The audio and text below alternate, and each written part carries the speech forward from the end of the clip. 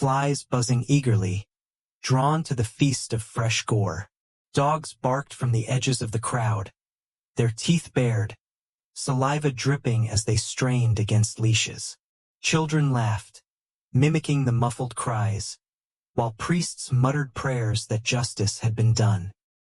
Once the condemned had breathed their last, their skins were treated with salt and pitch, stretched wide across wooden frames, then nailed to gates, towers, and walls. Some were hung like banners from gallows, their faces still intact, mouths forever frozen in silent screams.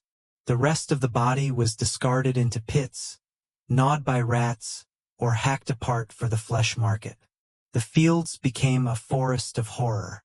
Dozens of skins, hardened by sun and rain, cracked and curled with age, hung side by side. Some were fresh, dripping with blood that stained the soil. Others were withered, blackened, and brittle, their features barely recognizable.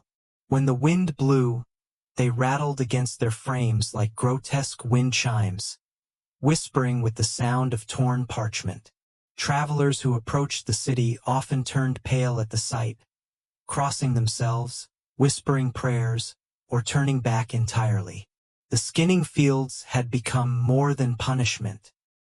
They were a spectacle, a living monument to cruelty, and a place where death itself seemed to linger, thick and suffocating. There were stories told of the skins themselves. Some swore they moved in the night, twitching in the torchlight, lips curling as if to whisper curses. Others claimed to see eyes blink, hollow sockets weeping black tears.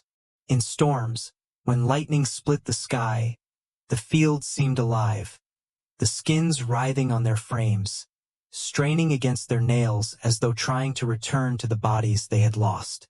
Even the guards who patrolled the fields confessed to unease. More than one was found hanged from the scaffolds, their skin peeled in mockery of the justice they enforced. Whether by human hands or something darker, no one dared ask. Over time, the fields grew, stretching further as executions multiplied.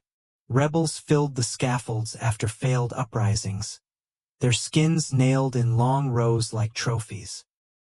Heretics burned at the stake were flayed before the flames consumed them, their hides nailed upon church doors to remind the faithful of the price of doubt. Thieves,